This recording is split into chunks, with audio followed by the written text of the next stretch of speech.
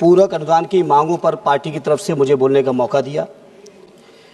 मैं आज के इस मौके पर सभापति जी, मैं सुन रहा था जब बजट के बारे में सत्ता पक्ष से जगदम्बिका पाल जी ने बात शुरू की थी और बात कुछ इस कदर शुरू कर दी थी कि लग रहा था कि मोदी जी के राज में 11 साल के कार्यकाल में पता नहीं देश में कितना बड़ा परिवर्तन हो गया है।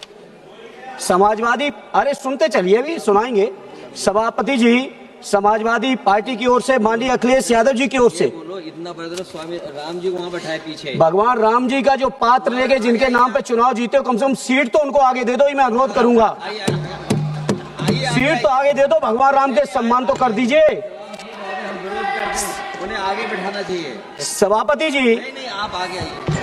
सभापति जी, ये अनुपूरक बजट की जब चर्चा शुरू हुई तो सबसे ज्यादा सब्सिडी, यूरिया सब्सिडी के नाम पर बिल बजट मांगा गया और लगातार किसानों के लिए जाने कितनी बड़ी बड़ी बातें की गई। कुछ सच्चाइयों को मैं आपके माध्यम से सदन और सदन के साथ साथ देश के सामने रखना चाहता हूं।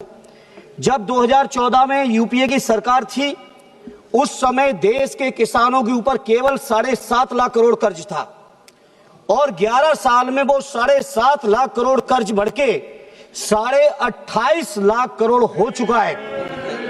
सभापति जी, उस समय प्रति किसान केवल 37,000 रुपए कर्ज था। आज की तारीख में वो 37,000 बढ़ के पर किसान 78,000 रुपए हो चुका है प्रति किसान। सभापति जी, ये जो सरकार है ये चुनिंदा कॉर्पोरेट लोगों के लिए काम कर रही है। 16.5 लाख करोड़ से ज्यादा कर्ज कॉर्पोरेट का माफ किया गया, लेकिन पूरे कार्यकाल में किसानों के लिए एक भी कर्ज माफ नहीं हुआ। सभापति जी, लगातार प्रधानमंत्री जी से लेके पूरे भारतीय जनता पार्टी के लोग, सत्ता पक्ष के लोग ढिंढोरा पीट रहे हैं 2015 से लेके लगातार कि हम किसानों की आमदनी दूनी कर देंगे।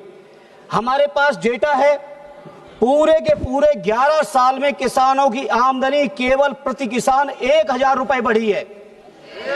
स्वामीनाथन जी के बारे में 2014 में कहा, 17 में कहा, 19 में कहा, 22 में कहा, आज तक स्वामीनाथन जी की सिफारिश रिपोर्ट को लागू नहीं किया है। किसान नहीं है, इसलिए नहीं कर। ये सच्चाई है इनकी। सभापति जी, दूसरी बात इन्होंने की रोजगार की।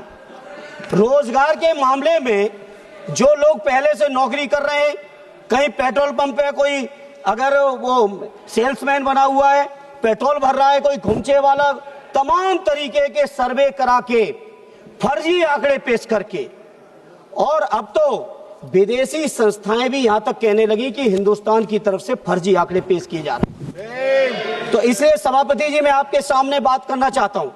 सभापति जी, अगर देश की हालत जो बात करते हैं तमाम सत्ता पक्ष वाले, जीडीपी मैंने इतनी बढ़ा दी, जीडीपी उतनी बढ़ा दी। आप सोचिए, ग्लोबल हंगर इंडेक्स में हमारा देश 2014 में 55वें नंबर पे था और आज हम 2025 में बात कर रहे हैं तो 102वें स्थान पे पहुंच गया है, केवल 123 देशों में से। प्रति व्यक्ति आय घटी है, किसानों का रेट बढ़ा है। लगातार प्रधानमंत्री जी उस समय 2014 से पहले जब बातें करते थे, उस समय के प्रधानमंत्री स्वर्गीय मनमोहन सिंह जी को अपमानित करते थे और उम्र की बातें करते थे, लेकिन जब तक उनका कार्यकाल चला तब तक डॉलर के मुकाबले रुपया केवल 60 था और आज आपके समय में 90 पार कर चुका है। आप सोचो, इस बात को हम किस तौर पे परिभाषित करें। आपने रोजगार की बहुत बातें की, नौजवानों की। सभापति जी, आज हम आपसे जब बात कर रहे हैं, अपनी बात रख रहे हैं, आज ही उत्तर प्रदेश के अंदर जिस आयोग को आपने माननीय अखिलेश यादव जी के कार्यकाल में बदनाम किया, आज उस कार्यकाल, उस आयोग का यह हाल हो गया है। माननीय सभापति जी, उत्तर प्रदेश के अंदर 53 से ज्यादा पेपर लीक होके परीक्षाएं रद्द हो चुकी हैं। पिछले 9 सालों में उत्तर प्रदेश के अंदर और 11 सालों में देश के अंदर कोई भी भर्ती पूर्ण नहीं हुई है।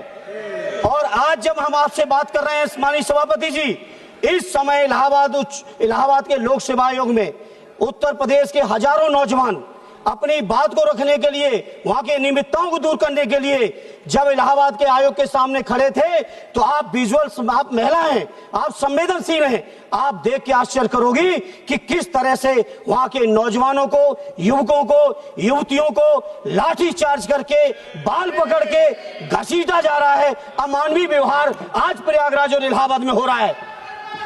सभापति जी बहुत बातें की बेरोजगारी को दूर करने की। अरे सुन लो, की बात हो रही, सुन लो, हर साल 2 करोड़ रोजगार देने की बात आपने की और 2 करोड़ रोजगार देने के बाद सभापति जी साल दर साल मेरे पास डेटा है और आज की तारीख में आजादी से लेके अब तक अगर बेरोजगारी की दर कभी सबसे ज्यादा बढ़ी है तो आज हमारे देश में 8% से ज्यादा बेरोजगारी की दर आज बढ़ी हुई है। यह है भारतीय जनता पार्टी की सच्चाई। सभापति जी बात करते हैं ये लोग जनगणना के नाम पर पूरे देश में। मुझे याद है, मुझे भी सौभाग्य मिला था सदन में, श्रद्धेय नेताजी, श्रद्धेय शरद जी, आदरणीय लालू जी से लेके पासवान जी थे, सभी लोगों ने मांग रखी थी कि जातीय जनगणना होनी चाहिए 2010 में। ये गलती की कांग्रेस के साथियों ने उस समय नहीं की, लेकिन इस समय जब एनडीए की सरकार ने वादा किया है, मैं स्वीकार कर रहा हूं वादा किया है, लेकिन वादा तेरा वादा, कोई वादे पे भरोसा नहीं रहा। हालत ये हो गई है, एक भी वादा पूरा नहीं है, इसलिए जातीय जनगणना के भी वादे पर देश की जनता को आपके ऊपर भरोसा नहीं है। आपने बजट मांगा है, आप ले जाइए बजट, लेकिन ये इस बात का जवाब आना चाहिए कि आखिर जनगणना कब हो रही है और जो जनगणना हो रही है उस जनगणना में जाति जनगणना आप शामिल कर रहे हैं या नहीं कर रहे हैं, इसका जवाब आपको देना पड़ेगा। सभापति जी, यूरिया की जहां तक सवाल है, सबसे ज्यादा ढिढोरा पीटा जा रहा है। यूरिया के लिए पूरक मांगे की गई है, लेकिन यूरिया की हालत क्या है? बिहार के साथी चर्चा कर रहे थे, बिहार के बारे में आप जाने, लेकिन उत्तर प्रदेश के बारे में हम ये जानते हैं कि उत्तर प्रदेश में यूरिया के वितरण के लिए पूरी की पूरी कोतवाली, पूरी की पूरी तहसीलों में किलोमीटरों लाइन लग के, लाठी चार्ज खा के, गर्मी सर्दी बरसात में किसान अपना पूरा परिवार लाइन में लगाता है, तब जाके उसको कहीं 1 या 2 बोरी यूरिया मिलती है, क्योंकि उसमें से जो यूरिया की सब्सिडी आ रही है किसानों पे जाए अगर तो हमें स्वागत करेंगे, लेकिन माननीय सभापति जी ये यूरिया की सब्सिडी किसानों के पास न जाके सत्ता पक्ष के दलालों की और अधिकारियों की जेब में जा रहा है। इसलिए सभापति जी हम इस बात से नहीं सहमत है, इस तरह से जो इन्होंने किया है। इसलिए सभापति जी इस मौके चूंकि मेरे और भी साथी बोलने वाले हैं, मुझे इसलिए इस मौके पे इतना ही कहूंगा कि नौजवानों को रोजगार मिले, किसानों को हक अधिकार मिले, उनको वाजिब मूल्य मिले, उनको सुविधाएं मिले, खाद बीज पानी बिजली की जो व्यवस्थाएं हैं किसानों की, कम से कम उत्तर प्रदेश के बारे में मैं कह सकता हूं, बंगाल के बारे में आप जाने, बिहार के बारे में आप जाने, लेकिन उत्तर प्रदेश के बारे में बहुत जिम्मेदारी से कह रहा हूं, पूरी तरह से बर्बादी है। और सभापति जी एक बात और कहूंगा, जो एमएसपी की बात की गई थी वो एमएसपी आज तक लागू नहीं की गई, और तो और सब बच्चों को दवाएं भी मिलावटी दी जा रही, जहर बेचा जा रहा है। और एक लास्ट सभापति जी, शुक्रिया, पूरी की पूरी भारतीय जनता पार्टी की उत्तर प्रदेश सरकार दवाई, जहरीली दवा बेचने वाले, कफ सिरप बेचने वालों को बचाने पे लगी हुई है। आपकी ईडी, आपकी सीबीआई, आपका इनकम टैक्स केवल विपक्षी नेताओं के लिए है, लेकिन जो लोग डकैती डाल रहे हैं उनके लिए कहीं आपकी हिम्मत नहीं है, क्योंकि आपको एहसास है कि अगर आपने ढंग से कार्रवाई कर दी तो धन्यवाद धन्यवाद धन्यवाद धन्यवाद।